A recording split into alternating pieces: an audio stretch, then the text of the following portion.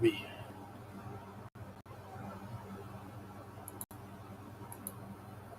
Hello?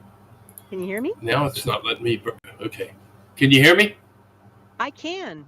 Yes. Oh, I can hear you. Cool.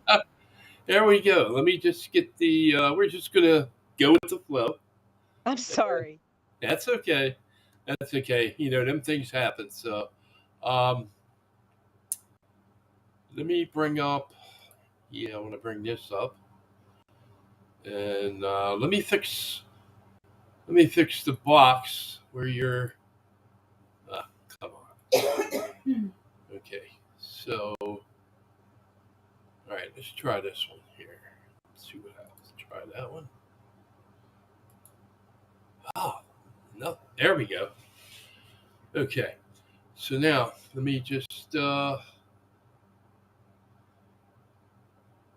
I'm sorry. Let me just get your bio up. There we go. Okay. Sorry. If you have this problem again, I had to go and flip everything into Chrome. Okay. So when I went into Chrome, it all worked. There you go. They say, I talked to a friend of mine this morning, and he said, "What do you use Microsoft for? You use Google Chrome." I know, that's what I had to use. So. And he said, you wouldn't have to call me this early in the morning." So. All right, so I have your bio up there on the ticker on the very bottom. Can you see that? Yes, I can. Okay. All right, so Jill, I'm going to go to the very top, and what I'm going to do is I'm going to show some photos, and you can go ahead and give us the storyline, the story on it. So I'm going to start with number one. There you go. So several years ago, I had I saw Bigfoot. I actually saw Bigfoot 2 years ago and wanted to put my house up for sale immediately. And my husband calmed me down. Wow. And I didn't do it. But I was getting these braids in my horse's manes, not the tails, just the manes, and only on certain horses. These braids may look just like a bunch of gobbledygook, but if you really look at it, it's woven just like a rug. It's looped, and then it's looped again, and then the loops are actually braided. So when you reach the end, I don't know if you can show at the end. Yes, you can't really see it. The end pieces are actually looped back up into the braid. I think I sent you 2 pictures.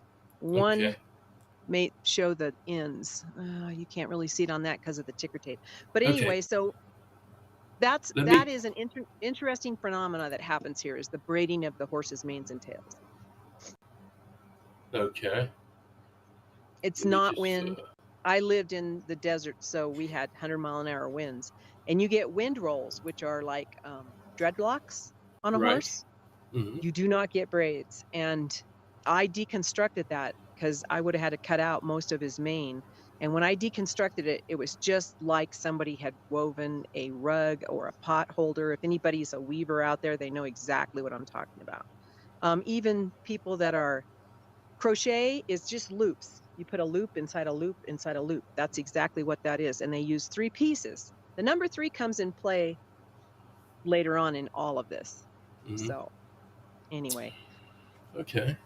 You just jumped right in there with that picture. But I've lived here for 12 years and had no idea that these things existed. I was a skeptic to the max because I wanted to see proof. I'd like to have gotten my hands on a Bigfoot. That would have been nice, but probably not really. But anyway, and all these things kept happening. And so I started writing them down. I journaled. I was a peace officer for 21 years. So they taught us, I'm sure just like they taught us evidence control and also crime scene collection and crime scene reporting and recording. And so there was no answer for any of the things that I was seeing. So what I did is I started journaling. Isn't Very that good. something, huh? I mean, and I put down dates and what happened. I did not ever put down assumptions of what I thought it was. I just put down what happened, just like you would in a crime scene. So anyway, I started doing that, and I filled my book up pretty fast. Okay. So How many times have you noticed these braids? oh, I've got pictures. I should have probably sent you more pictures. We've had horses manes braided on this property at least 3 times. So I have Estraita, she had braids in her mane, and then Plancha had braids in her mane also. So 2 other horses. That was Tonto Wow. that you saw there. So Tonto. anyway, yeah. So And this is something that you would notice. I guess when you would go into feed the horses, and you would notice this. This yeah, would I check happen my horse. overnight. Yeah, overnight. Overnight. And with no one here on the place. It was just Ralph and I. Now, this last time with Tonto here, my son was here. He was spending the night. And no wind per se. Like I said, I lived in the desert. We had over 100-mile-an-hour winds, and the horses' manes would be whipped around in a circle, and that you'd Okay. have a long dreadlock when it got through. But it Right. was pretty easy to get out. You just spray it with mane tamer and comb it out. These are not easy to get out. These are actually braided, and you have to deconstruct them from the bottom all the way up.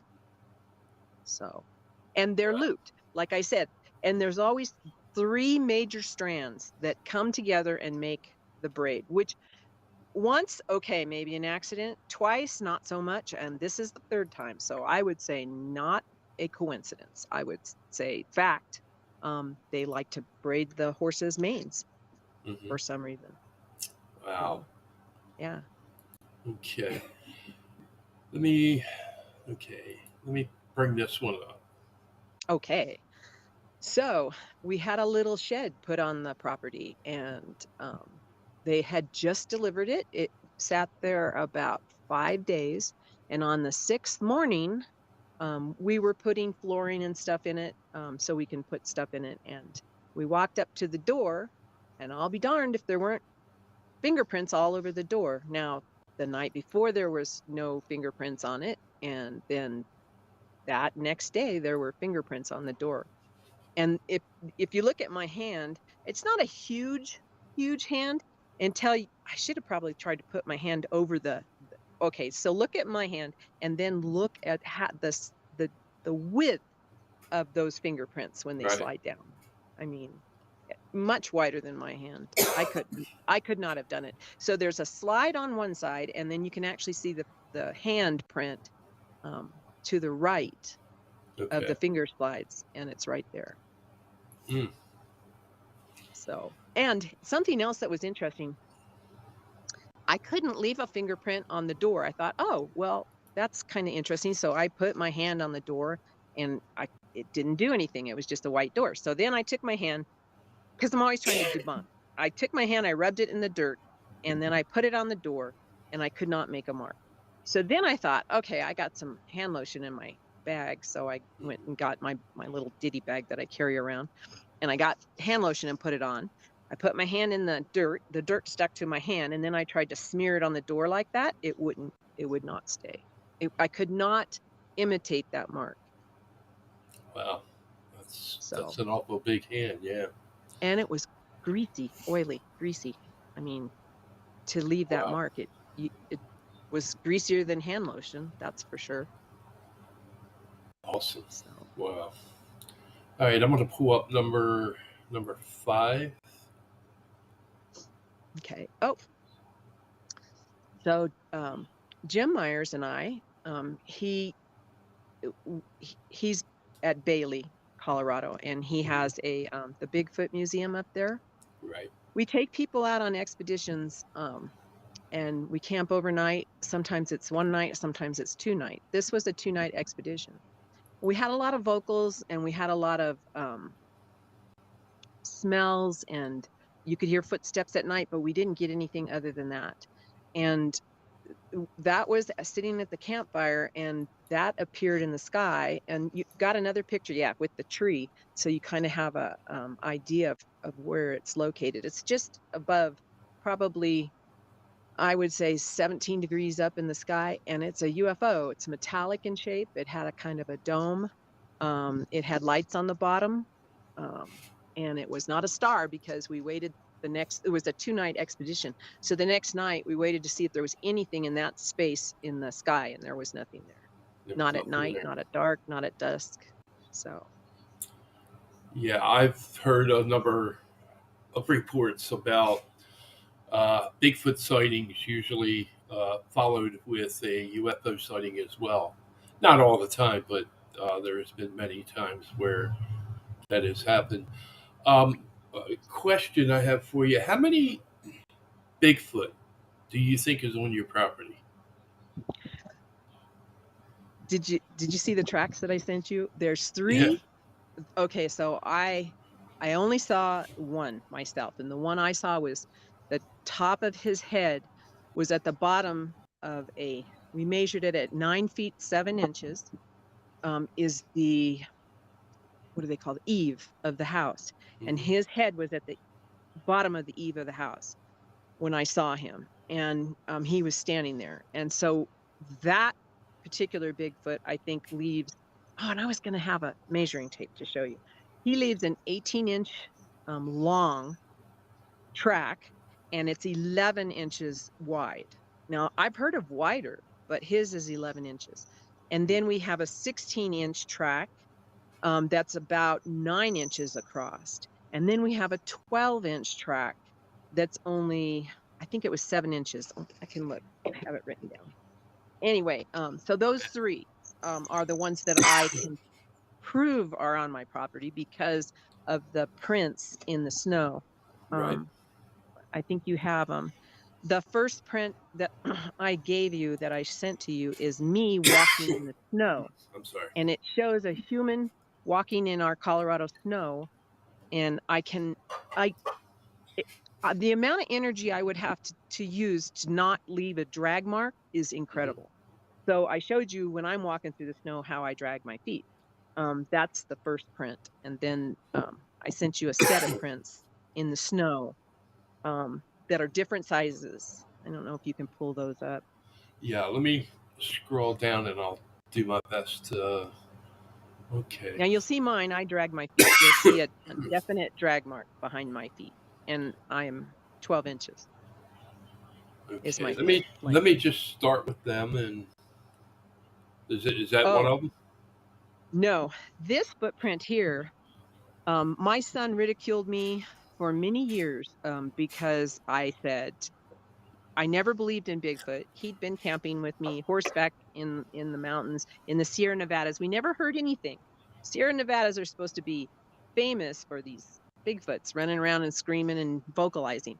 That particular footprint, he was chasing 3 of them that night, and they lured him out, and he saw that footprint fresh with toes and everything. What you're seeing is what I took the next day with a slight blowover because we did have wind that night in the snow. So that footprint convinced him that Mom's not crazy. There could be something here. So when he saw that footprint, he absolutely said, guess what? Mom's right. And he saw all 3 of them because he had the big one, the 16-inch one, and he had another one, a juvenile, that was a little bit bigger than the 12-incher. So anyway, but he saw those 3. Okay. Let me put this one up. This might be That's the one. That is me looking in our pasture for footprints. And I cannot, unless I march like I'm going to die tomorrow, I cannot leave footprints without, that's a human leaving drag marks. That's what we do. And deer do the same thing. Okay. And then so, I think, go ahead. I'm sorry. Then you'll start into the the footprints that I captured the first year. Okay. Let's try this. That is what my son saw that night. And that is with a wind blowover. That's my little tiny foot right there. I'm an 8.5 women's. And that footprint is 18 inches by 11 inches across. And I could have sent you my whole volume of them, but I mean, the reason I know this is because we measured everything, and we measured the depth. The depth on that was 4 inches. It had blowover in it from the night before because I wasn't out there when he saw him fresh. I got pictures the next morning, but that shows you how huge that my husband, his explanation on that footprint is, it's somebody walking around on our property with snowshoes. And I was like, okay, all right. It was an 2 owl. o'clock. Yeah, 2 o'clock in the morning. Somebody's walking around our property with snowshoes. All right. Snowshoes, So, yeah. Let's take a look at this one. that's the same, the first print that he saw with blow in, but you can see the toe prints on that. That's that, and that one was, I think, let me see in my log. That one was 14 inches long. Okay. So it's, and the width on it, I took the width on it, but it showed at 7 1/4, but I don't think that was correct because of the blow in from the snow. Okay, I'm gonna put this one up. Again, that's me measuring. That's the that's what did I say, 16 or 18? That's the 18 inch. 18. And right. I followed so I felt really, it was daylight and we had snow, and I mean, there was snow everywhere. It was about 8 inches of snow. So those were really good, and they went across my pasture, and I thought, you know what? I'm going to find these things. I can track them. I can track them anywhere. So I started following them, and I went 2.5 miles, and I came to a canyon that's back in the back 40 of this property area. And I could have easily gone into the canyon. None of it is it's not fenced. It's all open, and you can pretty much walk wherever you want to. I could have gone into the canyon and followed the prints, but my spidey senses on the back of my neck said, Yeah. if you go into that canyon, and it was a pretty small canyon, put it this way, I don't think I could have ridden a horse into it. But because it had lots of rocks and lots of caves in there, and it was pretty tight. The trail was fairly marked because, of course, the footprints continued on through the canyon. And I don't know if they came out the other side and continued on or not, or if it was a box canyon. I've really never gone back there. I just never really had any desire to. I mean, I'm curious, but maybe not that curious. And my spidey senses kicked in, and I said, I don't have a weapon. I have my phone and a stick, maybe. And I just didn't feel comfortable. So I turned around and came home. Okay, I'm not sure if I showed this one. Let me bring this one up. That's the same one. That's the first one he saw. I have other ones from another completely other year, and there's 3 in a row, and you can definitely see the toe prints in those. I sent you 3. Nope, that one. You can see the toe prints, but they're blown over. So I'd rather show the other ones where you can actually see the toe prints. And what I didn't know, nope, same blow in. Keep going, you'll find them. Yeah, I'll find them. What I didn't know in the first prints that I took, that I got a knuckle print. Let me see if that's the one.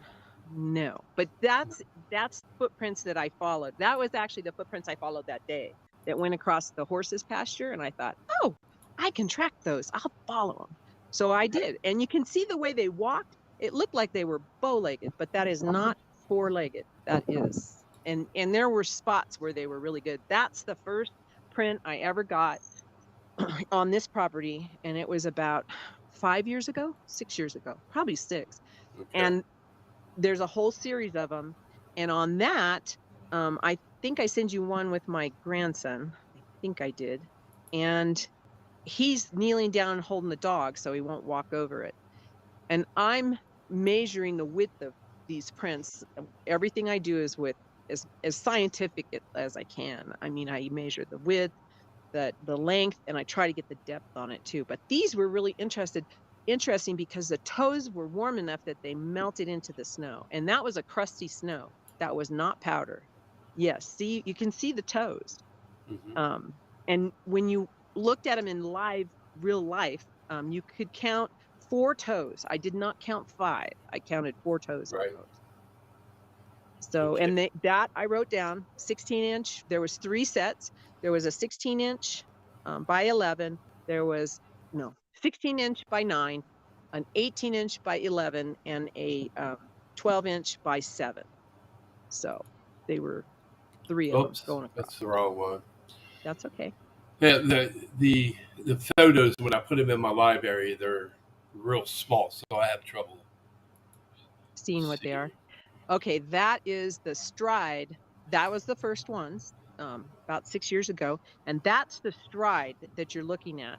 And I didn't know it, but if you look at the bottom, there's like 2 prints side by side, and off to the left, right is a print that is a knuckle print, like down knuckle, like a knuckle print. It's right there, and I didn't know I got that until years later when I enlarged it. I really enlarged it. We measured the stride on those. It went from 7 foot to 6.5.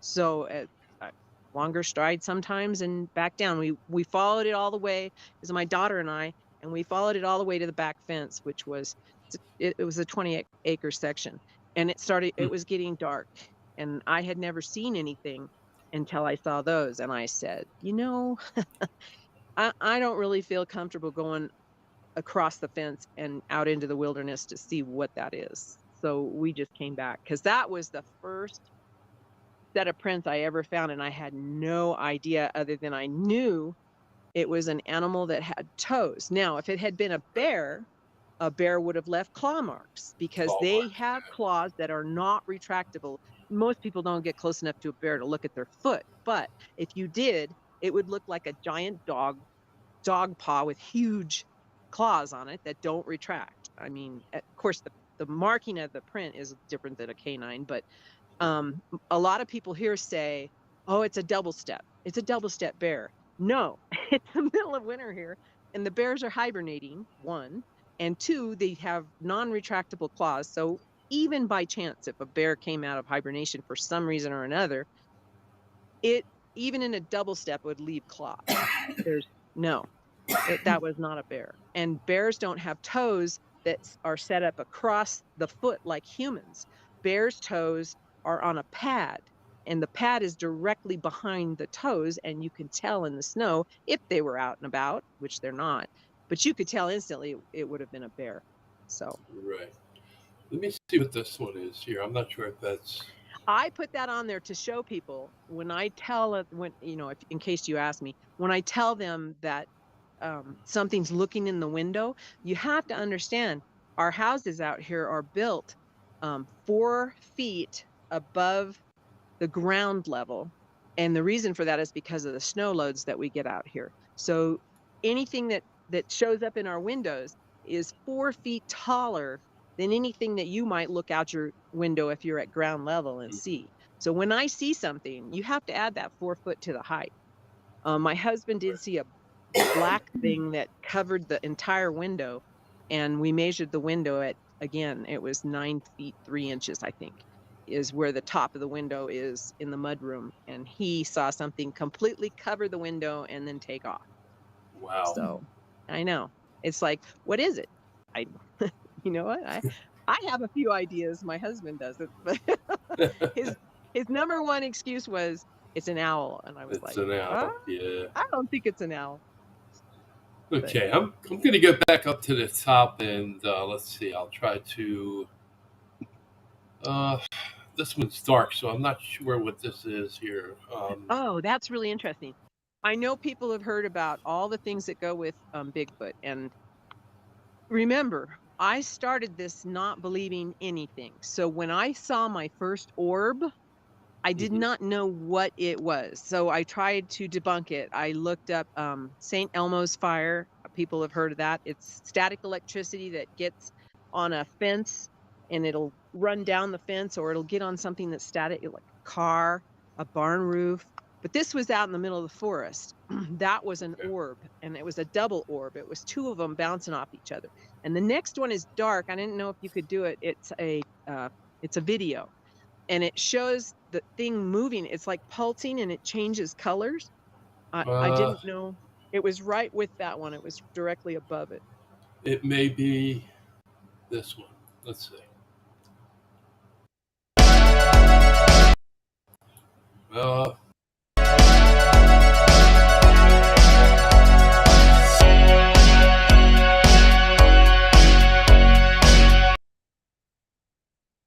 Nope. Although if I saw a UFO like that,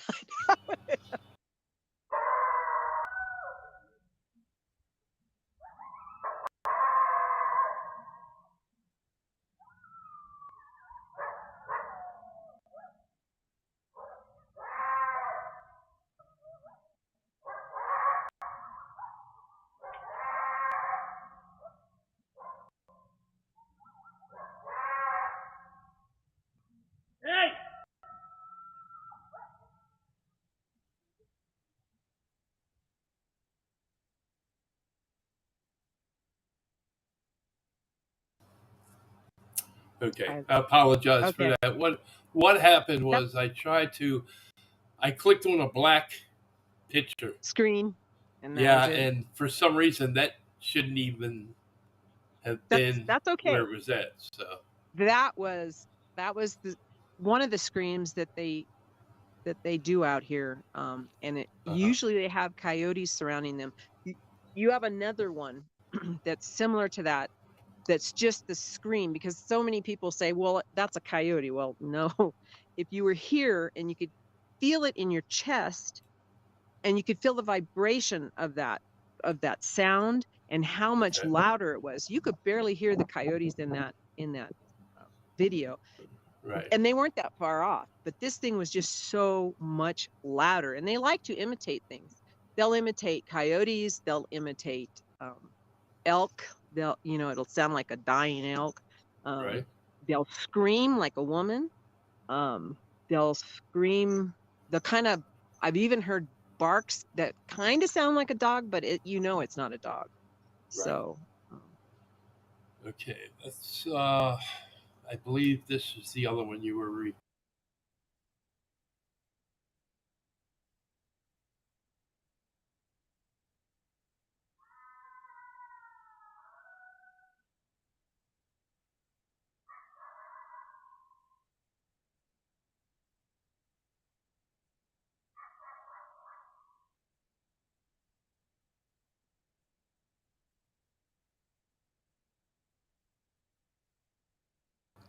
I could barely hear anything on that.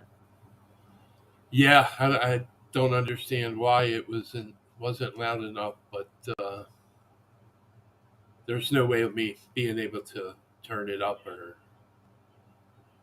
so. Yeah, it was low. But that was the other one you were referring to. Yeah. What I heard in the beginning was I heard dogs barking, and then I heard something screaming. Right. That was the thing screaming. Wow. It really does not like our dogs. And another video that you have is the dogs are barking, and then you hear this yell, and that's that thing yelling at the dogs because they're barking. And then I guess it took off. It didn't do anything. But at another video, and I could not find it to save my life, we have Stubbs, she's barking. That's my dog. She's barking on the patio, and then you hear her scream, and what it did is, I guess, reach over and grab fur. Now I have a 4-foot railing around my patio, so it's 4 foot off the ground and then a 4-foot railing. So it had to have an 8-foot reach to grab my dog. So it grabbed the dog, and she screams, and then my son was in the back welding on some stuff, and he heard it. So he stopped and came out, and then you can hear it walking. I have gravel, and I did it on purpose. 1, to keep the mud down, and 2, to keep the bears, because you can hear bears walking on gravel. You can hear anything walking on gravel. Oh, yeah. And you hear this thing walk. It's 8 steps until it hits dirt, and you can't hear it anymore. So then we tried to recreate it, and it took us 22 steps to get to the same area where it hit dirt and took off. So for 22 of our steps, it took 8 steps. 8 steps, yeah. 8 steps. Yeah. And we were extending our legs too. We were trying to be practical. Right. Right. I understand. All right. Let me pull this one up, and you can. That's awesome. Okay, so this is a book that I got, and it has pictures and stuff, and there's a deer leg next to it, maybe. Okay. Let's see. This one. Yep. Okay, that's in the book. Okay, now the guy states that in a lot of areas, I think he's speaking about British Columbia, but he's saying that in a lot of areas they'll find deer legs like markers of property. I mean, where they mark where their territory is. And so we were riding up to check out a camping site that we wanted to take for a film that we were making, or I was in. I didn't make it, but a film that was being made about Bigfoot. And they wanted to go to Lost Creek Wilderness area. So we were trying to find a good camp area that would accommodate the film crew and the people that were in the film, and everybody, and then all of our equipment and our horses, pack horses. So we were headed back, and we found a camping site, and we were going to do some mitigation for the camping site, make sure it was, accessible. So we were cutting wood and getting it stacked up because I knew they were going to need wood for firewood, Right. and I didn't want to pack it in if I didn't have to. And we did a lot of work, and it was my son, my daughter and her boyfriend, and myself. And on the way in, we were on horseback, and we had everything packed on the horses, saws, chainsaws, everything that we needed to do the work. And we were just going in for a day ride. So it was during the week, and we packed in, and there wasn't another person on that trail. And we were the only people, so we left horse prints going in. We worked most of the day, and when we got ready to leave, we got on the horses and we packed everything up and came on out. Well, when we came out, there was a deer leg hanging in the tree that had not been there, and it was right next to the trail. So it was like a message, hey, get out, this is my territory. And it was very interesting. So I have pictures of us going in, and some pictures of the pack horses, and then also the deer leg hanging in the tree for reals on our expedition. We just went in to cut firewood and make sure the trail was well marked and we could get into the camping area. Right. And then when we did do the film, we camped 2 nights before we went out and got the film members and the cameramen, and the amount of screams and tree knocking and tree breaking, it was just incredible. It was just crazy. And even during the filming, when they were there, they would go to sleep. Everybody would quiet down. And when the camp got quiet, I have to get up several times during the night and check the horses, because I high line them, which is putting a high line across the trees, and then you tie your horses to the line.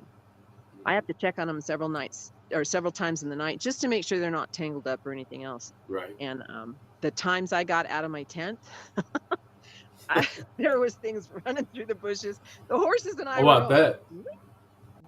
I mean, we were just like, I just followed the horses' heads. They could see them. I know they could see them because I watched them watch right where the sound was coming from. And it was like a tennis match. I mean, we were watching invisible things running around. I never did see anything, and it was pitch black.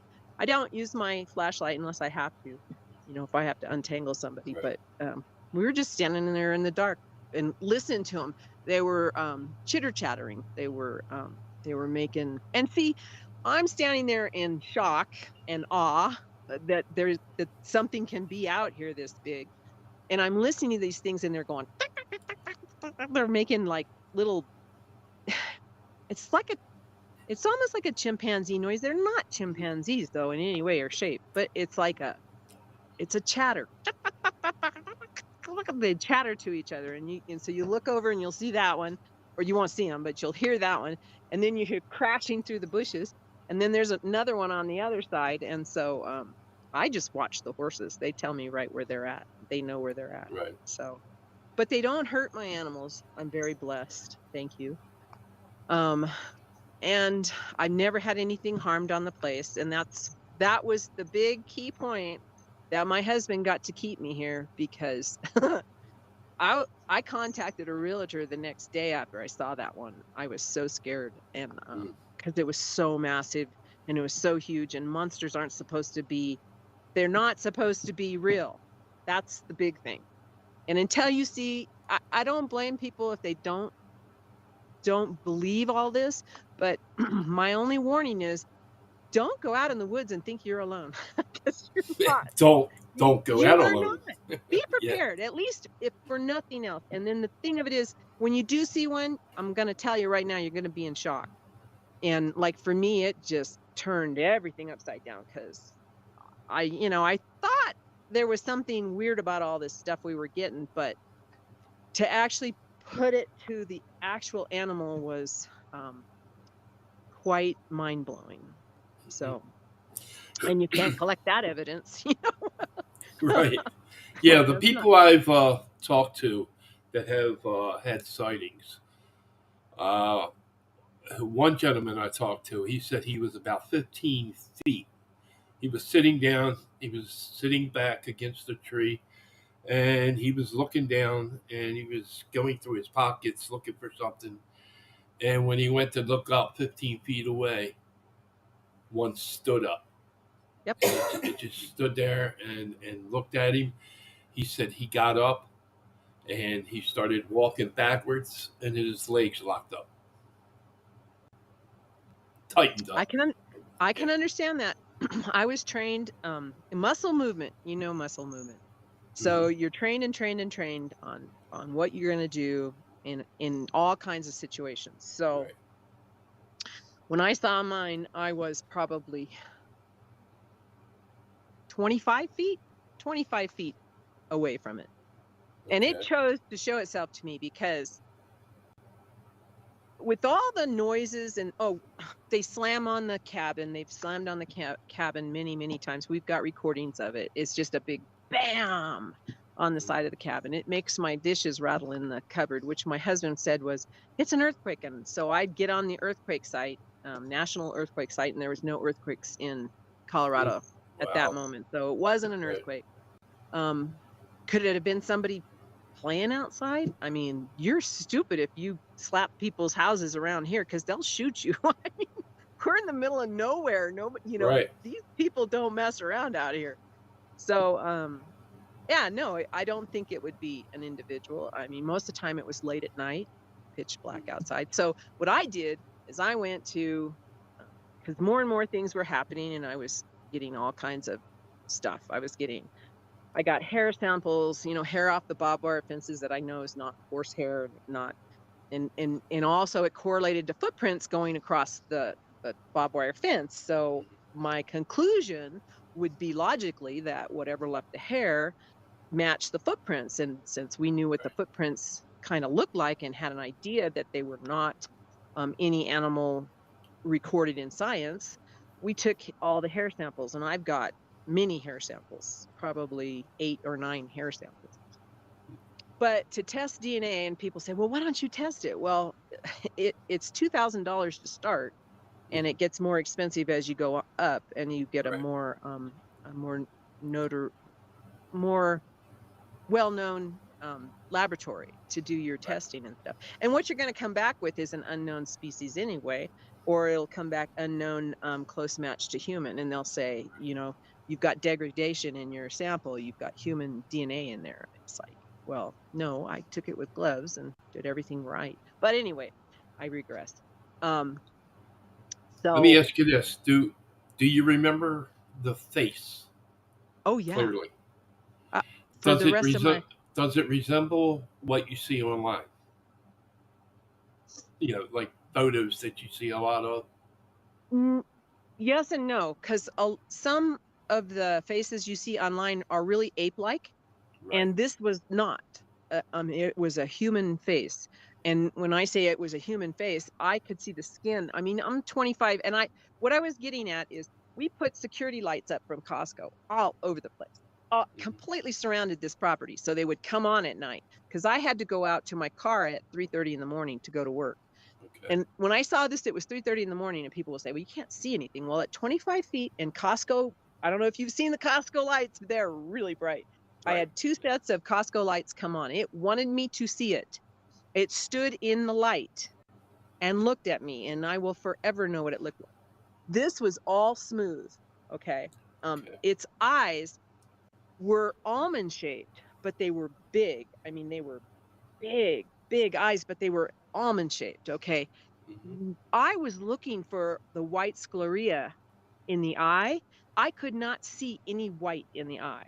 The eyes were totally black. And the reason I was looking is because several times we saw eye shine. Well, it wasn't eye shine. There was no light shined on it. We saw illuminated eyes here on the property. And so I was looking to see what the eyes look like. I mean, don't get me wrong, I was scared, but I was still, even with all my background and training, you still look at the crime scene. You look and you memorize it so you can report it and articulate. So smooth skin, black, big brow ridge across the top, almond shaped eyes, a nose that looked like a boxer's nose. It was like flat, it was squished into the face, but big, and it had big nostrils, but it was a nose. It was not an ape nose. In no way or shape or form did it look like an ape, because an ape's nose comes right out of the bridge of the nose and goes right back into the face. It was not an ape's nose. It was a human nose. And then he had like a mustache. I know that's going to sound funny. And he had straight lips, like straight, not no oxbow on the lips, just straight. He didn't show me his teeth, but the sides of his cheeks had hair, and he had like a beard too. But you could see his mouth, and you could see his eyes and his nose, and of course his head. The interesting thing about his head is the hair on either side went up. He had like a crown on the top of his head, and the hair went, it was like you've seen those hairdos, what do they call them? Mohawks? Mohawks. It was like a mohawk up there because the hair on both sides was like pushed up against the top of his head. And so it looked like it looked like a teenager with a mohawk that hadn't combed his hair in a couple of days. And then he had fur. He had no neck. His head just went right into his body. And then he had fur on everything else. I didn't see any pectorials, I didn't even look below his waist. I don't. I can tell you he didn't have breasts, but he had a chest, a big, huge chest.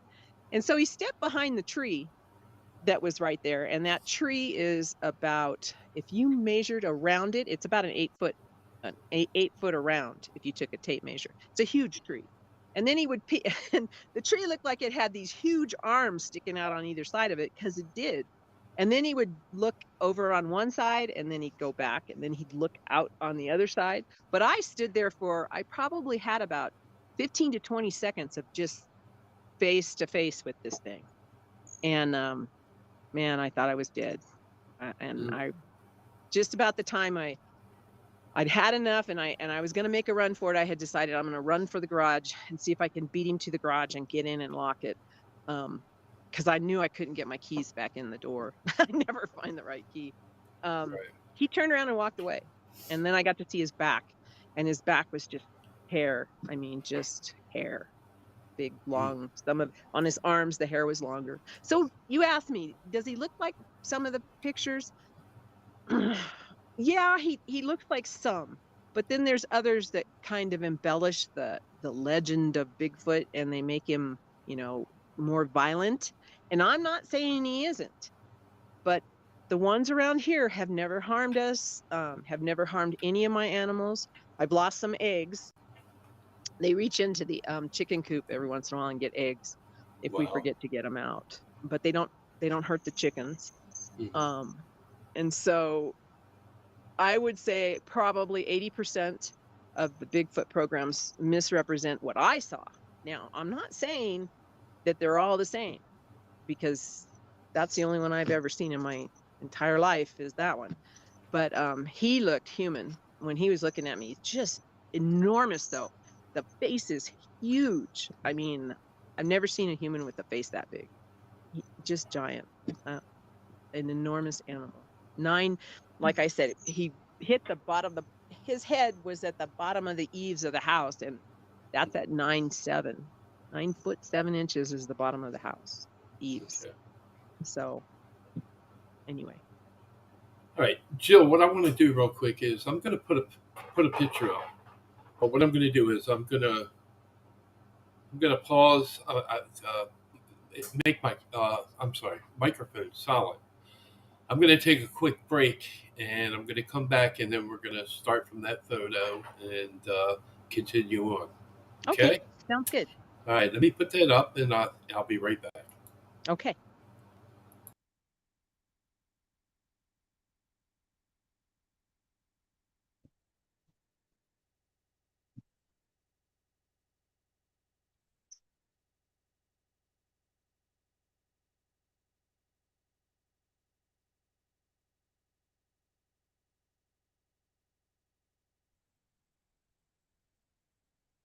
It's cold out here.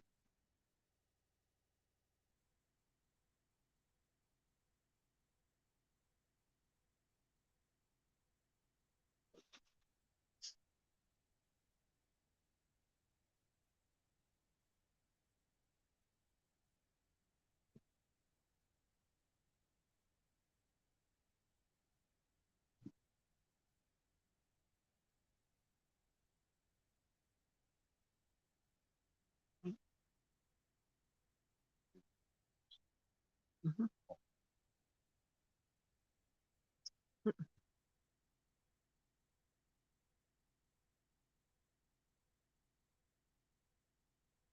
Not yet.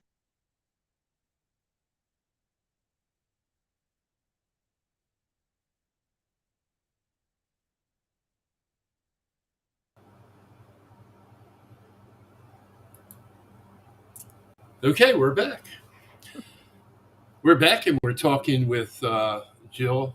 Just holler at me if I say your name wrong. Herrera. Yes, you're right. Okay. And we're talking Bigfoot. I'll go back to that photo that I just put up there and paused it. I want to talk about this one here. Oh, okay. So my grandson sent me this picture and said, Grandma, he was with his uncle John, my son, who did not believe in Bigfoot, but once he saw those footprints and actually saw he didn't actually see them face to face, but he saw the outlines, so he knew how big they were, and he actually got to see them. He's a believer now. But that picture is, Joseph sent me that and said, Grandma, do you see the Bigfoot standing in the middle of the photo looking at us? And I'm like, I texted him back and I said, Joseph, you're messing around. There's nothing there. Show him the next picture with the eyeballs. They're illuminated. They're going to look like, yep. Okay. That when I said that they self-illuminate, that's it. And if you could take that picture and enlarge it to the eyeballs, you would see that the eyeballs are actually separate. Now, and you can almost see a pupil in the eyeballs. I don't know how they self-illuminate, but this happens a lot on our place. And the post, what I was going to say, over to the right, there was a yellow post. That's the top of the post, and there it is. That you see the yellow marker on the top, that's the top of the post. That post is 4 foot high. And see, scientifically, I try to estimate size. The thing was standing at the end of our property, which is from there is probably 75 feet. So if you measure from that post at 4 foot high to the 75 feet, that put that somewhere over 6 feet tall. I mean, 6 feet in the air or above. I don't have computer computation, so I can't make it exact, but it was big. And so then he sent me that and he said, now it's shining its eyes at us. That's what we call it, shining the eyes, because there's no flashlight involved in that. It does it on its own. And him and John stood there and they watched that creature look at them for, that's the other thing too. Sometimes you'll think I'm seeing things because they don't move. They just don't move. They just stand there for hours. And then they'll just fade out. They're gone. That's what that one did. They watched it for about a half an hour, and then and it's funny too, because Joseph was really amazed. It blinks. So they'd be watching it and you go, it would blink. And he'd say, It blinked, Grandma, it blinked. And then a lot of times if they're behind a tree, you'll only see one eye shining. Pay attention to it because that is a Bigfoot. What they'll do is they will, and that's from a farther distance. Joseph backed up because he was a little scared when it first started doing that. And that you may see just that, but if you if you take a picture of it and then you enlarge your picture, you'll almost always get two eyeballs instead of just one big glob like that. And so Joseph was pretty amazed because he could actually see it blinking. And then a lot of times they'll go behind a tree, so you'll only see one eye peeking out at you. And then they'll come out from behind the tree, and you'll see two eyes. Right. That's what that picture. What color was the eye shine? Just what you saw on the. It's almost always just a white. Now, the first year we lived here, I was on the patio and I saw red eyes, huge red eyes. And I knew that from where I could see the tree that it was standing by, my husband and I pruned all the branches. It's fire mitigation. You have to prune them. You're supposed to prune them 5 feet up. Well, we decided 7 feet would be better. So we pruned all of our branches up 7 feet because that's as high as we could reach with the handsaw. It's on a stick, and that was as high up as we could prune. So we pruned everything 7 feet. So this thing was actually up in the branches, and it was about 11 inches apart. The eyeballs, the red eyes were about 11 inches apart, and they were red, like red glowing eyes. And so that was before I saw a Bigfoot. So I was thinking demon. I was like, oh my God, it's a demon. We have ghosts out here. We don't have Bigfoot. We have, I don't know what we have. We have aliens. It's a gray alien with red eyes. I have no idea what it is. My husband said, it's an owl. I'm like, no, it is not an owl at 11 inches, anyway. Right. So I have seen them red. I've seen them white. I've not seen any other colors. The orbs I've seen in all colors, orange, green, white, blue. I've seen orbs that change color. So all I know is that we see one eye peeking at us usually. And my son will say, Mom, there's one. And so we'll just wait. And then pretty soon they'll get curious enough that they'll stick their head around and you'll see two eyes. And I have a picture in there where he's underneath the tree branch. You'll see the two eyes. And that's what we see out here a lot. And he's under the tree branch, which is trimmed 7 feet up. So you guessed how tall. I have no idea. Right. So, I'm going to share something with you, and you might want to write it in your book. Okay. Your journal. I've seen a lot of people try to determine and take measurements with, the roller that you pull out and you push the button and it locks it, and it like bends over. All they got to do is get Grandpop's old wooden ruler that folds up and just extend it to what you need and determine from there right. up. Right.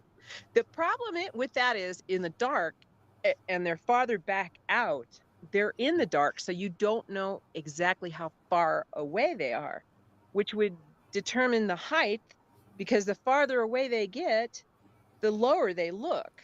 If it's standing right next to you, it's 9 feet. But if it's 100 yards out there, it's going to look like it's 4 feet tall, but it's not. It's farther. It's so far away that you're seeing an optical illusion. So, all right, let me go to keep this. That in mind. Yeah, I came across it, right? Because I haven't seen one in years, and I'm like, I have one. I have my grandpa's, as a matter of fact. Hold up. Why try to extend that when it bends and flips over when you can just unlock it, keep going, and it's nice and there sturdy. You go. Yep. Yeah. So let's go to this one here. That's just showing that's Lost Wilderness. That's where we went, where I had a horrible time because I had a great time, but okay. I love camping out in the forest, but not anymore. It took a great deal of courage for me to overcome what I saw and go back out there. But again, I always keep my husband's words in my mind, which is, we lived here for 2 years without any idea that the thing was out there. And I used to go check the horses in the middle of the night. If I heard a sound, weird sounds, I'd go out. If I heard screaming and stuff, I'd like, oh shoot, I wonder if that's the horses. So I would take a flashlight and I would walk out there by myself. I never took a gun. I didn't think to take a gun. Then I'd go out there and check the horses, and I'd have to find them because they're out in the pasture, and they could be anywhere. So I'd walk most of the property trying to find the horses. And I would be in the pitch black, and I was totally unaware of any noises. And then once I saw what was out here, now I can hear them. I listen now. I didn't before. I was just oblivious. I just was looking for horses. I wasn't looking for a big hairy thing. Let's talk about the Oriental people. Oh, that was the first year. First year, okay. We bought a cabin. Our cabin is 890 square feet. My husband says it's 10 feet bigger, but I disagree. Anyway, it's 2 teeny tiny bedrooms for like twin size beds. We stuffed our queen size bed in there anyway. And it has 1 bathroom, and it's very, very tiny. And they had never done anything. They were old and they were tired, and they just said, okay, we're going to live here, and that's it. So when we got here, we had to put stain on everything. And there's a separate garage, which was really nice, and just a 1-car garage. But we were putting stain on the house and the garage. And every time we'd get up on a ladder, and it was in the middle of the day. I mean, we'd get up, have coffee and breakfast, and get to work by about 8 o'clock in the morning. And you never knew when you were going to hear these Asian people. And we'd be painting the house and the garage, and we heard them the whole time. And Ralph's like, where is that coming from? And you could hear, it was like a woman speaking. And I don't want to offend any Asian people, because I definitely have no skills to speak any kind of Asian language, but it sounded Chinese. And you could hear, and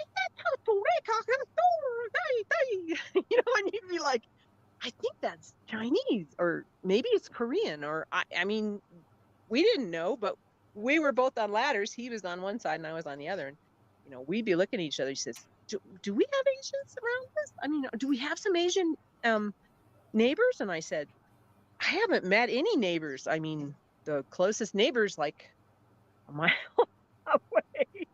So I said, hon, I don't know. And come to find out, we went to a couple of the HOA meetings, because they what they do is maintenance of the roads out here, and there were no Asian people at all. So we were actually the oddity, because we were, I think, the only Hispanic family. So anyway, I asked you that question because I've had my nephew. He lives up in West Virginia in the Appalachians, and he'd be out, doing work on the property, or he'd be out hunting, and he would hear that. Yeah.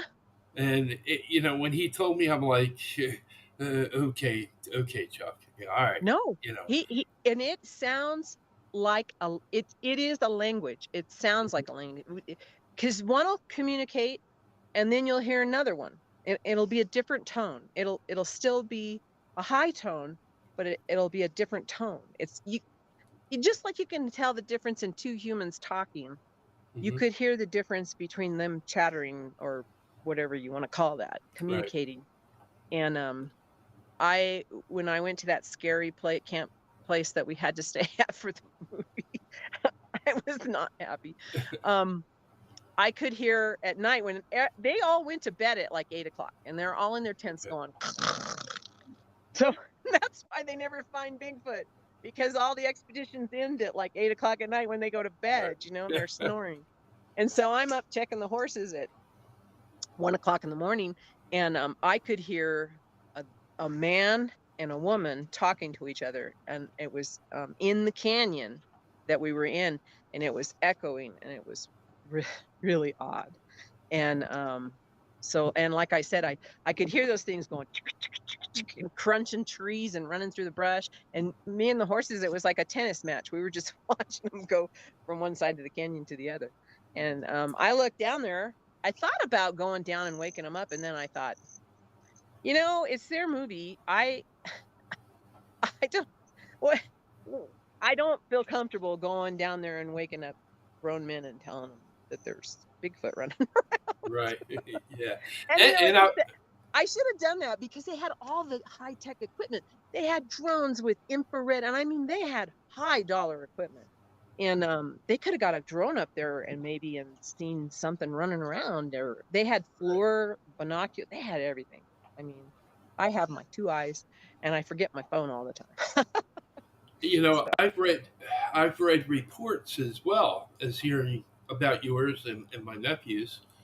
Um, People that were out researching, Bigfoot out in the woods, and late at night when they settled down, they would hear this chattering going on in the woods, and most of them, talked and said that it sounded like Chinese people. yeah. So, yeah. So it has consonants, it has vowels in it. I mean, if you listen to it long enough and you really listen, I mean, I was kind of listening to see if I could hear a name so that right. I could ask somebody, do you know Sue Lang, or I mean, do you know any of these people? But I never did hear a name. And it's funny too because it's not just monotone. I mean, it's not a monotone conversation. It's um I really like to listen to Orientals talk because they get excited and they enunciate on different words and stuff, and so you can imagine, I mean, in my brain, I just am like saying, yeah, she's mad at her son and she's scolding him because she's enunciating every other word, or they're talking to another girlfriend and they'll enunciate. I'd say, oh, she's talking about her husband now. So, I mean, but you can hear the enunciation in this chatter too. There's emotion in it. That's what you have to take into consideration because that's why you enunciate. It's for the emotion. Mm-hmm. All right, I'm gonna put this. Let me make sure I'm on the right one. Okay. That's the deer. That's when we came out of Lost Wilderness. That blew my mind. I had read that in that book. That he was in British Columbia. I don't know exactly where, but he was saying that they take a leg and that was really freaky because we had gone in. No people had gone past us. We could see the trail coming in, and where we were doing all of our mitigation for the campfire and for the camping. There nobody passed us, and when we went out, I checked on the trail, and our footprints, the horse footprints coming in, were the only things on that trail, and it was soft dirt, and that was hanging in the tree like a half a block from where we were working as we came around the corner. And my daughter's horse spooked before we got to that. He spooked and he looked up the hill like he saw something. And he's very, very astute and he really keeps an eye. He's one of those real sensitive geldings, and he was really keeping an eye. And he spooked and told us there was something up there. And then we rounded the corner and that leg was hanging in the tree. So we went over to the leg and I've got more photographs too where it's ripped. It is not cut because my daughter's boyfriend said it must be a hunter that hung that there. So he would have had to cut it off because I don't know too many humans that can rip deer legs off, but that was ripped out of its joint and it was hung there. It was not cut. So another weird thing. So. All right, here's the one I paused on earlier. Yeah, that's Moosey. We got her. You can barely see her. We got her packed to the hilt, and we're getting ready to go in for the first night in. So, and Maverick is behind her, and he's packed. Maverick. So yeah, and we took 4 pack horses to move. I never saw so much equipment in my entire life for making a movie. I did not realize how much it was going to take. But oh yeah, it man, takes a lot of equipment. So it's like it's like the whole house and the garage too, So I forget to take my phone out of my pocket, and it's the only camera I have. So yeah, I just can't imagine. Now this next photo, I'm not sure if it's the first one or it could be the second one because I think there's 2 of them. But let's put that up there. Okay, so this is after my son decided that, yes, there are Bigfoot. He was in his trailer. He was living at the time in a travel trailer out there, and he had two little dogs, and he would take them out. And I told him several times, his was kind of like a higher end trailer, and so the Uh-huh. door, when you opened it, stays open, right? You have to actually physically shut the door. Like on my trailer, my door doesn't stay open. If the wind catches it, it'll slam right, take your fingers. But and see the mark Oops. on his forehead? The mark on his forehead, he was in his trailer. He'd taken the dogs out, but he used to leave his door open. Okay. And so he came back in, and then he was working on something. He was working on something electrical in his trailer. And he said he thought he passed out. And then he woke up, and he said, "Man, my head." And he reached up there and he felt a bump. Well, you can see the two marks on his head. And so he took that picture to show me and tell me I think I passed out and hit the table or something. But you'll notice that little figure in the background. If you could make it bigger, you guys would see it has Yeah. wrinkles across its nose. It's a really freakish looking thing. Let And what me. he's holding in his hand, I have another picture that's just of him. Yeah. You do you have that? Looking. I do. I'm just trying to make sure I. So Uh, he was redoing the electrical in his trailer.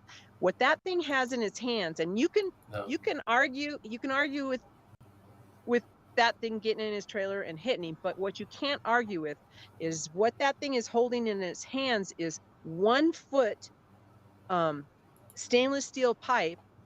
That's it. That he and if you look really close, you can see the nose, and if you enlarge it, you can see wrinkles and the eyeballs, and it's really freaky. It's holding those metal pipes. They're 1 foot long, and he had a whole little stack of them. Now, pipes don't levitate by themselves, so that thing is holding 'em. I don't know what that is, but it hit him in the head and knocked him out. Wow. And he after that, he was very careful to search everything when he went in. And I think he denies that he left the door open, but that door didn't close. So I think when he went out to take his dogs out, that he didn't close the door and that thing got in. I don't know. I don't know anything else. I can just tell you for a fact, those pipes are in the air and they didn't levitate on their own. I Exactly. don't know Right. anything else. And he got hit in the head and knocked out. It actually knocked him out. Mm. So, All right. Let me make sure. and I didn't know where to classify that as. I mean, juvenile, maybe having fun, teenager. I have no idea. Right. Let me throw this up. I'm not sure what it is, but no. Okay. That's okay, and you can see the knuckle print over there. That's a stride, and that's my grandson holding my dog, so she wouldn't mess up those footprints with the Uh-huh. toes. And each one of those prints had really good toes on them. I tried casting. I didn't know that plaster Paris melts snow, so you can't get a cast. You have to have special. I guess you have to spray this sticky stuff on there that hardens the snow, and Uh-huh. then you have to have a special plaster Paris, and it has to be kind of thin, from what I've heard. And then it doesn't heat up at all, and you can pour that in, and it will actually cast the print. But I've got to try it on the next set of prints. I'm ready. I got the products, so we'll see if I can get a footprint with toes, With toes. There you go. not a snowshoe. This is something these things do all the time. They leave these objects for you. That's 3 aspen leaves, and they were perfect. They were beautiful yellow. It was in the fall. They were gold. I mean, the most perfect aspen leaf you could ever want. And there was 3 of them on my step when I came out the back door. And the reason that that's so important is that the closest aspen tree is about 3 miles away. So you're not going to convince me, and not any of us have ever found any aspen leaves on this property, Right. even after a windstorm. So you're not going to convince me those blew and set all 3, and the number 3, all 3 of them on my step. It didn't happen. They put them there for me to see if I would notice them, and I took them, and then I gifted them a marble or something. I don't know. But we play with this obelisk rock showed up on when I was going out to feed the horses in the middle of the path. I couldn't miss it, right? Mhm. So I thought, well, that's kind of weird. I noticed it, so I picked it up and I moved it. So for 3 years, we played Move the Obelisk. So There you go. I moved this rock, and then he'd move, or she, whatever it was, would move the rock. Now, was I playing with a Bigfoot? I have no idea, but it's pretty heavy. I mean, it's a pretty big. It's probably, I'd say 2 pounds if I put it 2, maybe 3 pounds on the scale. It's not something that blows over. So when you set it down, it's just like that. And we put it on tree stumps. We put it on other rocks. I'd pick it up and put it someplace else, and then he'd put it on a rock. I mean, it was just 3 years I did that, and my husband would just shake his head. Oh, Was it a human? Why would a human play with me for 3 years? I yeah. just don't, I don't. Yeah, I read that a lot of researchers do that. They use marbles and all sorts of different, I things. put those out. The only thing I ever had taken was an orange marble, ever. An orange marble. Favorite Yeah. color, orange. Yeah, they took an orange marble. Wow. Let's take a look at this one here. Oh, Ashton and I just found that. We were out riding the other day, and that's out back. And what it is, it's a tree, and that's woven in. And all of those branches are actually snapped off, and it's woven into that tree. And the branches are off of a pine tree, like a ponderosa pine. But the big tree that you saw itself that they connected it to was a fir tree, which has got different needles. But it made a windbreak.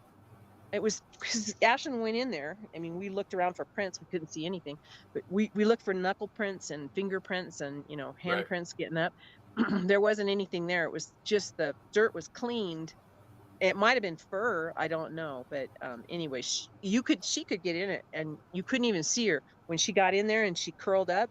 I couldn't even see her. I could ride back right past her, but anyway, that was fresh because it was all green. The needles were all green, so that was kind of interesting. Are you finding any X's on the property? You have a picture of X's. I sent you 3 pictures in a row. You have a tree structure. Let's see if this is it. Okay, that's the X, and the X is God, you're right. Pictures are terrible. I want to enlarge it with my fingers and I can't. But right straight. Okay, that's the tree structure that we found a little bit farther. But the X was perfect across our path. We had to go around it with the horses, and it was 2 like 300-pound trees that had been woven together on a third tree, and it was just standing there. But it was a perfect X. That tree. We can go back to that. I'm sorry. Okay. Go ahead. Anyway, so everything we find is 3. They gave me 3 aspen leaves, 3 trees woven together, 3 branches making an X, because you got the thinner branches leaning on, and then the X itself. Everything is 3s. 3 has to be important to them for some reason. I don't know. 3. Maybe they're stating how many members are in their family. I don't know. But 3, it just keeps coming up and slapping me in the face. So 3's got something to do with it. That picture that you saw that looks like a picture of a Bigfoot carved on a tree. Yeah, we found that, put it back up there again.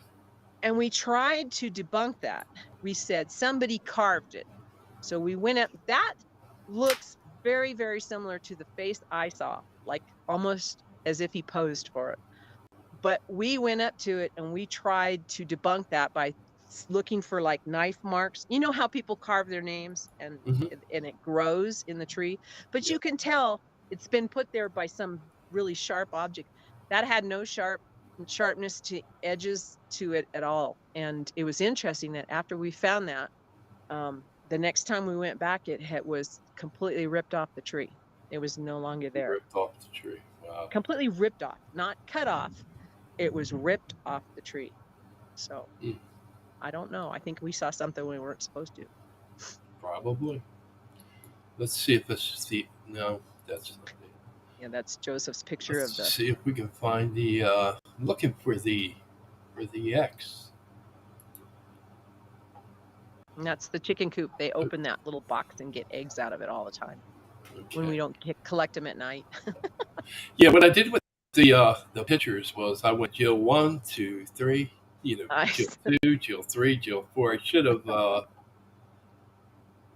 and then I finally found out how many pictures I'm allowed to have in my library. There was 5 I couldn't insert because I'm only allowed 50. So. Oh, okay. Yeah. I have so many pictures and so many things collected. I mean, I don't know. It's just kind of mind blowing. And like I said, I wouldn't believe it unless I saw one myself. But I might believe it if I saw those footprints in real life with the toes. I mean, that's creepy when you're looking at that. Right. It looks like a human foot in the snow in minus 20 degrees. That's going to my house. It's just to show you kind of where we're out in the middle of nowhere. Right. Okay. So let me see if I can find the. I'm gonna click on what looks like footprints, and you tell me when it stopped. Okay. Let's see. No. That's the leaves. Aspen Okay. leaves. Let's start over here. Footprint with the toes. Okay.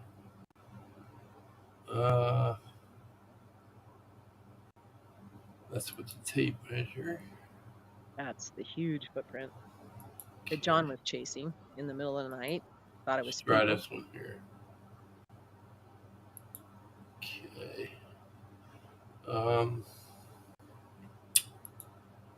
Let's try that one. That's the first footprint he saw that convinced him, because that one actually had a full set of toes on it. He counted 5 toes, and it was a huge footprint. And that's the blowover the next day. We had a heck of a wind blowing that. Yep. That's the small one. Well, not there's small, the huge one. That one's the 18-incher, and it's 11 across the bridge. Where the bridge of your foot would be is 11 inches on that one. Well, those are my footprints on the side, so I mean, you can see how big it is compared to mine. Right. Those are the ones I tracked across the meadow and decided when I hit the canyon, maybe I wouldn't follow them anymore. And there was 3 sets. Oh, that one. That was really interesting. That was in the daytime, and it's a mud print on a trail that I take to water the horses, because you have to water them daily here if you don't have heaters. And I had a heater, but it wasn't doing real well. So I'm out watering the horses, and I get this smell like wet dog, dead animal, and skunk. And it whiffs and hits me in the face. I mean, it's like, what is that smell? And I'm looking around, I'm thinking, and there's snow on the ground. So I don't know if you're in Pennsylvania, so when you step outside, it's crisp. You can smell everything. You can smell pine trees, and I mean, you smell every scent that's out there because it's so cold and so crisp. And I mean, that just hit me in the face. And so I smelled it for about 10 minutes, and then it went away while I was watering, and I watered for about 20. So then I went and turned off the hose and everything, and I was walking back to the house, and there that was on the path. So that thing had been standing right there watching me fill up the water tank. So here's one I didn't show. Here we go. Oh, can you see? Gosh, you probably can't. Yeah. Again, the one thing I can't do is zoom in, and if I could enlarge it. And so there's a pointer would even be nice. Just above the tailgate, between the sheds, you'll see 2 eyeballs. There's also a mouth. That was the very first picture we got, and we got it with a game camera, which game cameras are horrible. They don't ever take pictures that are worth a darn. But anyway, those were the first 2. You can see the eyes kind of illuminating. If you really look at it, it's right next to the shed on the right-hand side. It's from the roof line, it's halfway down. You'll see 2 eyeballs, and then it has a mouth on it. I sent that to a photography specialist, and I said, what is this, and is it a face? And so he pixelated it and then did his photography magic to it, and he came back and he said, that is a face with a real live mouth and lips. Wow. And I was like, whoa. And the game camera caught that. That was the very first picture we ever got. I thought I had demons again because it was like when it was looking. Yeah, you That's a just good face for me, huh? you And you just see the two don't big know. eyes You in the just middle. don't know when where they're standing, and You know, and you can't. Yeah, and we've got lots of pictures of blurs where they're running across the camera, and it's the same as everybody else's pictures with blurs. It's like, yeah, that's a Bigfoot running away, but it doesn't denote anything because it's not good quality. I don't know, and I really sincerely think these have some way of cloaking. I really do. yeah. Let's see. Okay. I don't know what happened to this picture, but That's it's just we're sideways. I just guess because going into the we're going into the wilderness, and it goes to show you when people say, "Oh, these big animals can't hide," and blah blah blah, and it's like, come out a day with me on a ride, and I'll take you to places that we have to get off the horses and walk through. It's so right. thick out here, and when you're in there, I could have somebody ride on a horse right 10 feet away from you, and you will not see them. It's it's perfect. An animal that knows how to conceal itself is got heaven right here. I mean, they can conceal all they want. I think the picture with the X in it. I think that was one of the 5 I couldn't Okay. put in there because of the limit. Let's see. Is there? Can you think of a photo I didn't put up, or? No, I think you pretty much got all of them. The ones I really wanted you to see. I mean, Okay. again, I make no claims as to what made any of these, except I know what I saw that night. So, but I didn't get a picture of it. I was frozen in fear. I thought it was going to eat me. Wow. And it didn't. And like I said, we've been really blessed. I know that where you are, there are some aggressive Bigfoot. I mean, I have heard witnesses say that they have chased them back to their car. I just, if this thing started chasing me, I don't know what I would have just died, I think, right there. Just had a Right. heart attack. There was a story you were telling on I'm sorry, on Mike's show about where it sounded like one of the Bigfoots tripped, Oh, you or got that and the other recording. I do, and the other one laughed. What Yes, sounded like I that? sent it to you. I wonder if you could play it. Uh, I don't think I. Huh. I wonder if you could pick it up on sound. Could you pick it up on sound, do you think? It's actually a pretty clear. It's actually a pretty clear. Let me try it. It's not very. I can try to get my phone up. Volume's up. Let me see if I can play it for you.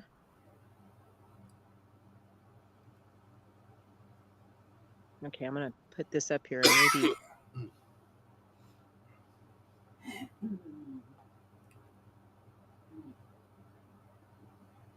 It's about 40 seconds in. I'm sorry.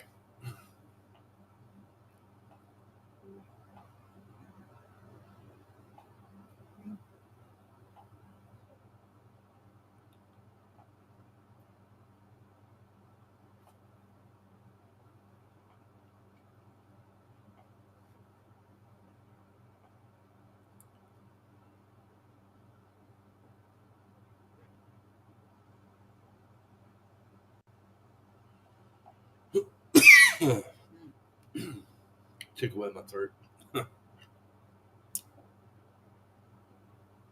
Could you hear that? No. Oh, darn it. Yeah, it's a crashing sound, and it goes and it screams, and then the dog barks, woof woof woof, and then all of a sudden you hear and it laughs. I mean, it's a Bigfoot laugh. I sent it to you, so maybe you could play it personally for yourself, but for Let's anybody that viewing this, it's really Was it a 3-second clip? Because I couldn't get it to open. That was one of no, what you said to me. it's not the 3-second clip. It's let me tell you how many minutes. I got it right here on my phone. It is go back. 1 minute and 24. It's 1 minute and 24 seconds. 1 minute. And okay. that was the full video, and then it actually plays at about 54 seconds in. 54 in. I'm not good at editing on those cameras. Don't have the best audio, but I'm not good at. You got to click it just at the right point, and it's 1 minute and 24 seconds. Okay. I'll look it up after the podcast, and I'll listen to it. It's an actual laugh. I mean, it's like one crashed into something and yelled, and then the other one just laughs as he walks away. So. Wow. Now, while you're out on your property working, I've mentioned this to my friends. You notice when people are doing research and they're going through the woods, they're always filming what's in front of them. What about what's behind you? Oh, you ever notice, like when you cross up, you're going down a path and you're filming straight ahead? Who's to say something doesn't cross behind you? So what I did was I'm making a what I'm calling it a shoulder rig, which is going to hold 2 audio recorders, 1 video recorder in the front. So when I'm videoing in the front of me, I'm going to be getting what's behind me as well. You never know. Right. They peek out from behind a tree and they go back and they hide. So you got them. You got them. And the other thing is, if you, they know where every one of my cameras are. So I'm never going to get one on any of my cameras ever because they know where they're at. But I'm thinking, we tried moving the cameras, but they must see something I think they can see the infrared. I'm not sure, but the cameras I have are just stuff that I could get on Amazon, and they were around $70 each, but I put so many of them. I mean, I have like 10 cameras up, and they can bypass each camera, and they do. They bypass them all the time. I think what I would like to try, even on my low-level cameras, is somebody told me that you can use mirrors, and they can't see the infrared in the mirror. So it's a good idea. I'm going to set up a couple cameras in some new areas and put them into mirrors and see if we get anything from that. But I'm beyond. I know what's out here. I try to collect as much evidence as I can in case it ever helps the scientific community. It would be really nice. When I first came and all this stuff was happening, it would have been so nice to be able to touch base with somebody like you and have some verification of what I was seeing.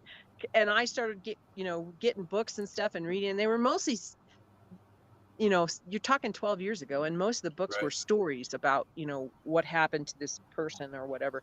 And it didn't match up with all the stuff that I was getting. But now we've got podcasts, we've got programs, we've got everything. And some of the information that they're getting is matching up with what I already had. Right. And so that's really helping me because it's calming me down too, because I was just like, I'm out of here. I don't want to be here. This scares me. And I'm getting better and better when I go into the woods and not being quite so scared. Someday I may end up getting eaten by a Bigfoot. I don't know, but I hope not, because that was a bad thing. I read the 411 books before I started all this. Let me get your opinion on this. There was I believe he was either 10 or 11 years old, a young boy that went missing in the wilderness for 3 days. It was very cold. It had rained. They had a search party looking for him. He had come up missing off of his property, and behind his house was where the wood line was. Right, I know that story. And they found him without his shoes. 3 days later, like 20 miles away from where he was supposed to be. Or and he said sure. a bear took care of him. Mm-hmm. Well, if you're 3 years old, how would your brain process? I mean, the only thing we teach our kids is what's like my dad taught me about bears and cougars and Right. coyotes and wolves and things. You didn't have to worry about wolves because they weren't in the wilderness. Now we have to worry about them because they're returning back. But sorry. Anyway, I don't know how you'd process a Bigfoot at 3 years old, but I think you would say the closest animal to it, which would be a bear, because it's hairy. But I mean, if it was a bear, it would have eaten him. So I would I think imagine. so. Yeah, I Yeah. really think so. Yeah. Yeah. And Yeah. these things can be very kind. I've read stories. I've read stories about a lady that broke her leg, and it took care of her for a week until they found her. And I mean, and I was like, no way, no way. This didn't happen. But now, because I was a skeptic, and everything was black and white, and kind of law enforcement, you kind of have to be black and white because you can't really go into the gray areas. It'll mess with your head too much. You can't say, oh, he's a bad guy, but I'm sure he's really good at heart. You can't. You Yeah, can't you do that when just you're in law can't. enforcement. You have to say, no, he's a bad guy, and we need to find him and get him off the street or whatever. You Right. cannot go into that gray area. So I was black and white, and my research was black and white until I saw so many things on this property. I mean, I have more video, I have more evidence, I have all kinds of things, but again, it all adds up to nothing, because there's nothing scientifically out there that exists like what I saw. And the scientific community won't acknowledge it.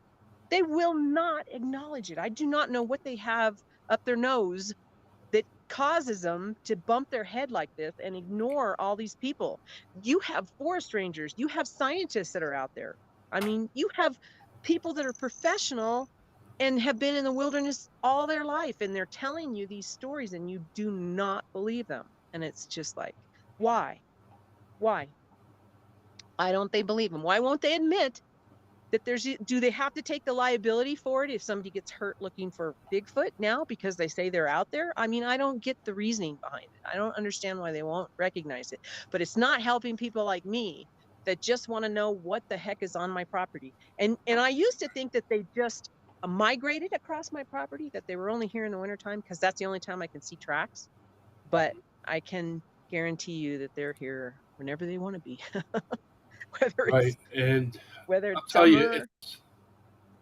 now you notice how UFOs have become like an everyday thing now. Accepted because the government released all their information on UFOs. Well, I know darn well they got information on Bigfoot. I mean, I have a Right. really good friend who her son is a firefighter, and I think it's in Northern California. Okay. Are Do you you think there? there's going to be? Yeah, I'm here. Oh, okay. And he found a Bigfoot, and they came and got it. And he's not supposed to say anything, but that didn't mean that she couldn't say anything. And she told me, and so I believe him. He's a very good kid, and he would not make up stories. And I why think would he? there's. I think there's going to be a breakthrough, but I think it's just a matter of time. You know, Yeah, why are these just people hiding all this information? We already know they're out there. People have seen them. I mean, give us a well, break. So, there are some people out there that just don't want to network, don't want to share, don't want to communicate with others. They want to. I'm sorry. They want to keep all this information they've gathered to themselves, and it's. I was into ghost hunting for many many years, and it was the same way. So, but every day I have a. Hope I ain't getting a cold. I have a journal where when I come up with new ideas, for like tests and stuff like that, things that I can do to better uh, research, I'll write them down. I mean, even if it sounds ridiculous, I'll write it down, and I'll right. eventually I'll try it. Who knows? Because it makes more sense once you write it down and you can read it to yourself, 6 months later or whatever, and you're like, yes, that did happen. I did write it down, So, One of my questions is why we can't see them on a trail cam or a security camera. So I'm gonna get up. I gotta plug this thing in, but before I lose you, I have seen in broad daylight out in the pasture, a glimmer of so it's like a heat wave in the shape of these creatures, but it's see-through, and you can see, and people are really going to think you're crazy when you tell them this, but I can see the creatures in the daylight, but they're invisible, but you can still see the shape because it's wavy. I mean, how do you explain that to somebody without them really thinking you're off your rocker? Let me play something for you. You tell me if you think it's real or if it's fake. All right? Okay. Oh my god. Oh my god. Oh my god. Oh my god. A tourist claims to have captured video evidence of Bigfoot in North Carolina, but his small but fearless pet dog scared the beast away. WBTV reported that Eric Walters of Boone was visiting the Asheville area Thursday morning when he claims to have spotted Sasquatch in Henderson County. Walters said he was walking his Yorkshire Terrier named Zippy when he stumbled upon the mythical creature. He said he originally thought it was a bear, so he started filming with his phone. What do you think of that? What was it? I didn't get to see anything. It was a person that let their dog out, and their dog spotted what looks like a Bigfoot standing off the side of the road, and the dog goes chasing after it, barking, and it starts walking off. Now, what I see, if it's a person, it's an awful big person, tall wise. I didn't see anything on my end. Okay. Oh my god. Oh my god. Oh my god. Oh my god. A tourist claims to have captured video evidence of Bigfoot in North Carolina, but his small but fearless pet dog scared the beast away. WBTV reported that Eric Walters of Boone was visiting the Asheville area Thursday morning when he claims to have spotted Sasquatch in Henderson County. Walters said he was walking his Yorkshire Terrier named Zippy when he... What happened? Okay. Looks like the signal dropped. Oh, wow. All right, let me go back to here. Okay. Yeah, there. You there? Can you hear me? Yeah. Yeah, I'm not sure what happened. What? Yeah, I think that was a Bigfoot. I mean, what was it, her neighbor, and he's dressed in complete black, and he just happened to be in the bushes? I mean, yeah, really. You have to use your head. I mean, I've heard stories where people said, like this one lady said, yeah, there was a flying saucer out there, and there was like 40 of those things in my tree. Now, am I going to believe that? I don't know. Since I've seen such weird things out here, I'm not going to disclaim anything that somebody says they saw, but that's kind of hard for me to believe that there was 40 creatures in a tree. I know they get in the trees. I've never seen one in the tree, but like I said, I only have my senses. I don't have super senses, and I very seldom take any technical high-tech equipment with me at all. The most I ever have is my phone, and it's in my back pocket, and I usually forget it's there. So, right. I mean, but I saw that shape of that creature in the daytime, and it was like you know what a heat wave looks like over the land? It was in the shape of a heat wave, but I could see through it. You could see through it, okay. I don't know, but I watched it walk off in the shape of a Bigfoot cutout. I don't know. And I can tell you, my camera's cut out, and they get real fuzzy. And I have these little, my son calls them fairy things that zip in front of the cameras when they're around, and Right. it's not bugs. I can show you the difference between a bug on my camera and, rain and anything. I don't know. We get weird sounds on the microphones and on those cameras. They're not real high definition microphones, and there's no wind. You can see the trees and there's nothing moving. So I think it's them talking, and they're like speaking in a tone so low that we can't pick it up with our human ears. So Okay. I don't know. Well, Jill, it was greatly appreciated you being on as a guest. Thank you. And, Thank you. Thank you for sharing all this information with us. Yeah, and I'm only here because I couldn't find anybody to talk about the things that were happening on my property, and I thought I was going crazy. So maybe somebody out there has stuff like this happening on their property. You're not going crazy. Yeah. Journal it and see what happens. Yeah, keep up the journal, keep up the good work. 12 years of this stuff that's been happening to me. Really? So yeah. So listen, if you get anything new, and you want to share it, get back to me. Let me check it out. Yeah, I will. And stay in touch. I will. And I want to thank you again for being our guest. And thank you very much. Thank you, all the audience, for bearing with me. I'm not crazy. This really happens here. Yeah. Anyway, thank you so much, everybody. Take care. Be safe. All right. Thank you. Good night.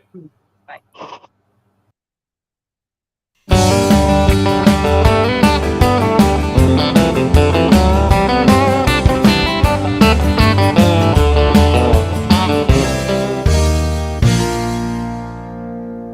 From the Northwest to the Everglades, from the Southwest up to Maine. Even though he's seldom seen, everybody knows his name. Through the forests and the backwoods, folks are looking night and day, hoping for a chance to see old Bigfoot USA. Well, he's big, bad, and hairy, hangs out in the woods. No doubt he'd be scary in any neighborhood.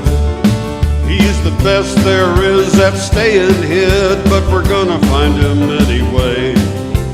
Maybe then we can document old Bigfoot USA.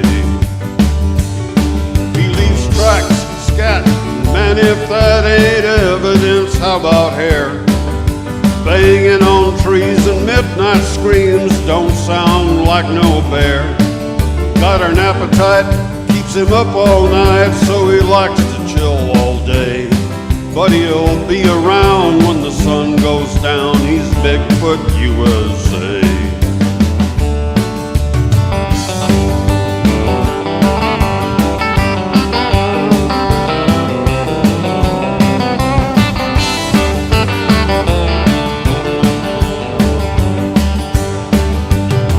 No man ever been that fast, no man will ever be that strong. Ain't no way you're gonna whip his, so you might as well get along. He's got more names than anyone in any record book, they say. Right or wrong, they all belong to old Bigfoot USA. They call him Bigfoot, wild man, Sasquatch, stick man, cattle critter, woolly booger, mossy man, and flint man. Rush ape, skunk ape, night ape, swamp ape, grass man, wood man, gray man, and hairy man. Dog man, otter man, lizard man, raggedy man, Wendigo, Seattle, Sonoqua, bush man. Wood devil, mountain devil, goat man, stone man, forest devil, big man, timber giant, brush man, ice giant, devil, monkey, boogie man, and cave monster, yellow top, skookum, and nook nook. Swamp monster, night screamer, evil seeker, catamount, Fort Worth monster, Minnesota Iceman. Stone coat, missing link, ape man, char man, big figure, stone giant, Missouri monster, elk monster, yay ho, Honey Island swamp monster, no head, no neck, tall man, Boggyville. Night people, stick, Indian, hairy, savage, owl woman, gamekeeper, splinter cat, bad smelling tree.